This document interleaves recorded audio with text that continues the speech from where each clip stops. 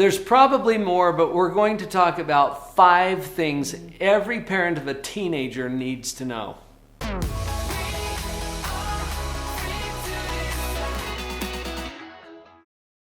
I'm a clinical psychologist. Vicki is an educator and a speech-language pathologist. We've worked with a lot of teenagers in our time, and there's one thing that's more important than all of the others. Stick with us to the end, because that's when we're going to share that piece. Let's dive in. Probably one of the most important things for me as a mom, and maybe for you to remember also, is that our teenagers are not our kids. Hold on. They're a whole different creature. Yeah. And I remember, I've worked with a lot of different parents, and you think, my kid wouldn't do that. You're like, you're right.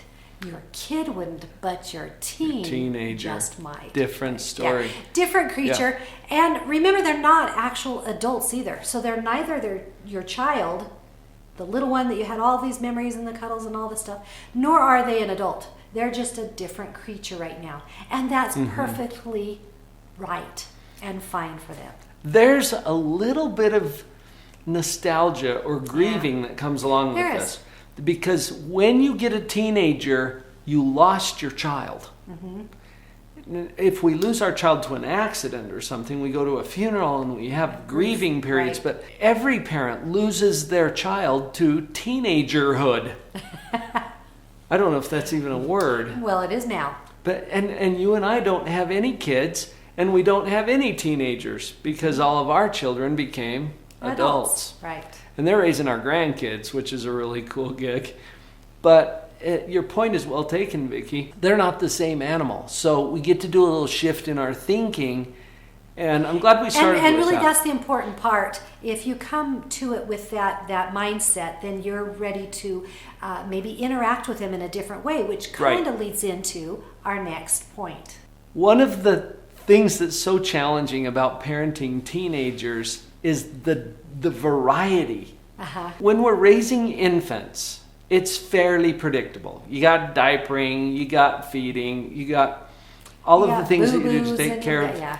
And it's fairly consistent across kids in that age category. When we get to teenagers, there's a whole spectrum of different concerns and interests and problems and conflicts that come up depending on a couple of things. And the number one thing is to understand maturity.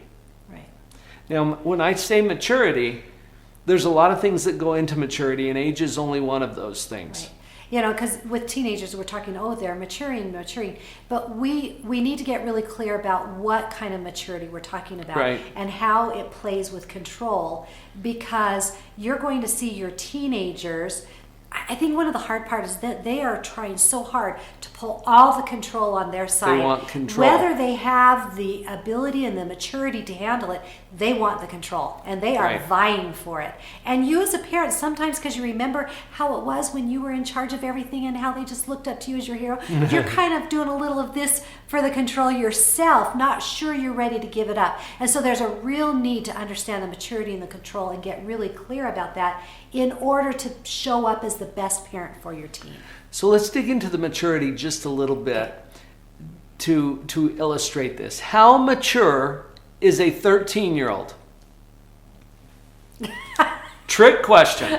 Right. Because you might have a 13-year-old who is staying on top of their schoolwork, doing their chores with a good attitude, treating their sister with respect.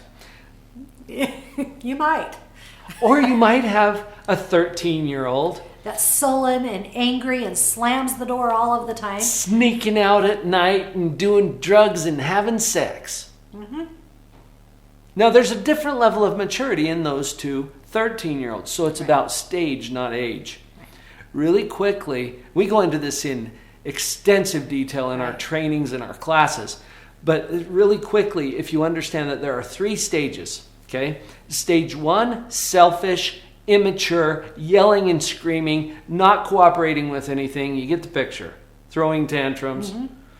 Stage 2, cooperating, negotiating, working with you. Maybe still has an attitude about come up with a win-win yeah. solution. Okay, maybe some attitude, but at least they'll cooperate. Right. Stage 3, paying the bills, writing checks to philanthropy. Doing their chores without being told. Without being told, offering to do yours for you. Okay, so, and I overemphasize that a little bit just to make the point. But if we've got these 3 stages, if your teen is on stage 1, we're going to parent them much differently than if your teen is on stage 2. And I don't care if they're 13, 15, 18, or 23. They could be at any of those stages of moral development. So that is so important to understand. How much control you take as a parent is determined by how much maturity your teen has. And that's going to affect the type of parenting that you show up with, because you're going to change. Your parenting is in for a big change as they become teenagers. And so you're going to learn some of the ways to give and take as they're ready to receive or let go. You don't have to know all of this right now. We can help you out with additional training or information, but just notice that control and maturity is something that we get to deal with as we're parenting our teens. Hey, real quick, this isn't easy, but we've got your back. Hit that subscribe button, click the notification bell, and we'll be on your team ongoing. Now let's get back to those points. One of the most powerful things that I've found as I've worked with teens, and Vicki, you can think about your experience and see if this matches. When they know that you like them. Genuinely, you're not pretending. It's not superficial or phony, but you genuinely like them. That changes something in the dynamic. Have you found that to be a powerful thing? I have. And it not only changes in the child, but it changes the way that I show up, the way the mom is showing up, and the interaction, which changes the whole energy. Let's compare this to a sports car for a moment. You climb into a sports car and you're gonna go fast. So buckle up. Okay? And to parent teens, I would suggest that you buckle up, because it's going to be a bit of a ride. I don't know any parent of a teen who hasn't been met with some challenges and some heartache and some frustrations. Right. Buckle up, it's going to be a bit of a ride. In doing so, remember that it's a ride. Okay? And choose to enjoy it. This is something a lot of parents don't really realize. They can choose to enjoy their teenager. That changes the game. Mm-hmm. So one of the ways that you can do this is by detaching from the outcomes. Yeah, that it can be so hard, because sometimes, if we go into the mindset that my child is a reflection of my parenting, right? Mm-hmm. So we need to just really get to the point where we truly, truly enjoy our child and we become detached from the outcome. We trust that they're going to get where they need to go, have the experiences, they're going to become the person that they are destined and are choosing to become, and we're going to enjoy them. They're not going to take the same path you did. No. And that's disconcerting to parents, and that's why detaching from the outcomes allows you to take a position where you choose to enjoy your child. Because you're not all emotionally tied into whatever they choose. And when you're really, really stuck on the outcome, your child feels that, because they don't feel they're interacting with you in a very genuine way. They think all you care about is how I look to your friends, or whatever that is. And so being as genuine and truly getting to the point where you can like them and be detached from the outcome helps you be the kind of parent that child needs at that moment. Here's another little bonus, because discipline becomes a little more challenging as your kids get bigger, and sometimes bigger than you. Right. So the discipline becomes a challenge if you're too attached to the outcomes. If you're detached from the outcomes, what you can do is tie something that you totally control into the consequences, and then you can detach from that, and you're like, really, either way is okay with me. I'm going to respect your choice. I respect your choice, and then the consequences are what do the teaching. Right. This takes you out of the emotional loop of the discipline. It can be all business. And it puts the weight back on their shoulders to be attached to the outcomes. And that's what we're trying to encourage them to do. In kind of a related way, Vicki, I've noticed that teenagers feel a huge emotional burden if their parents' happiness is tied to their choices. Right. And they get caught into a trap where they can never please their parents. They can never be good enough. Well, I think one of the hardest parts of just going through teenage time, I don't even know, teenagehood, is you kind of get the feeling, or you have to work out, you feel like everybody is making you feel this way, or making you, or I'm making, because there's a lot of that among teenagers. And so if we can not tie our mood and our outcome and our happiness or our displeasure to their outcomes, that if we can be a little bit emotionally detached so that they can own their own emotions, we can model how to own your own emotions, because remember, they're still watching you. You're still their parent. And one of the best ways to parent teenagers is to be an example of what you want them to be. Because how many times with our teenagers do we end up kind of mirroring their behavior, their attitude, their whatever, and so suddenly we're not teaching anymore, and we're just in a fight with them. Right. We can't put the burden of our emotional well-being onto our teens. So the short version of this is you get to take care of you.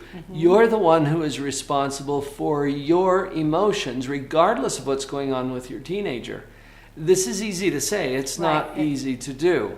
If your teen just got arrested for illegal behavior, how's your mood going to be? Okay. And that's maybe a good example, because you don't get to control whether your teen is arrested for illegal behavior or not. You get to control how you respond to that. Right. And there are ways that you can use psychological tools and other brain hacks and tips and tricks to get you to a place where no matter what happens with them, you can take care of you. You take ownership of how you're feeling, and then you show up to help your child navigate whatever they've created in their world by their choices. Right.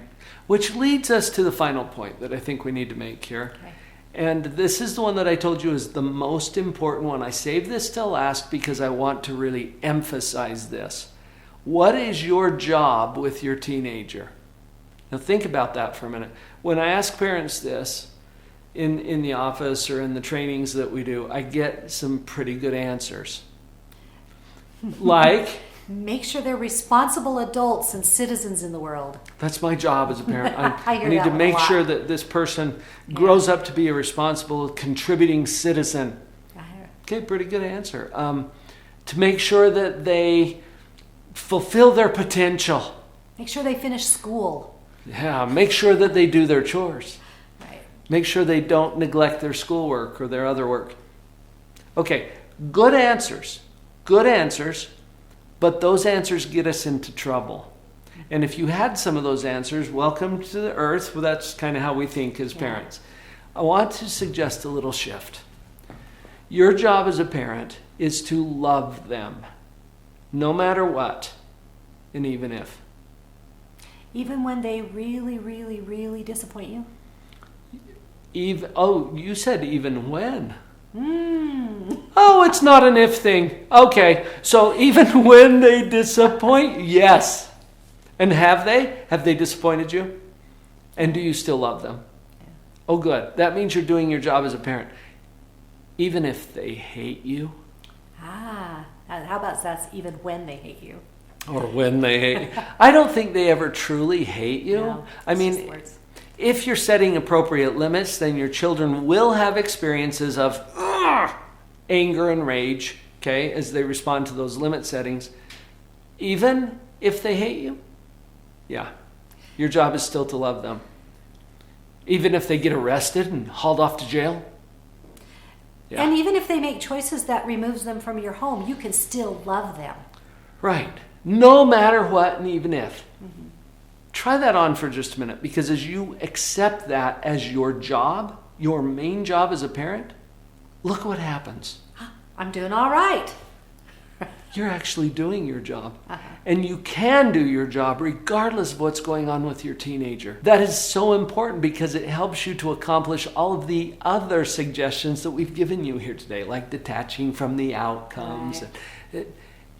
That is huge. If you don't get anything else from this video, please put that in your notes somewhere, write it on your bathroom mirror, hang it as a little dangly in your car, so that you can always see my job is to love them, no matter what, and even if. I know this can sometimes feel overwhelming. It doesn't have to be. This is a process, not an event. We've got a gift for you. Jump on over to the next video, the one about positive parenting in a free web class. We've got so many resources that are available that you can implement immediately. Click on that next video.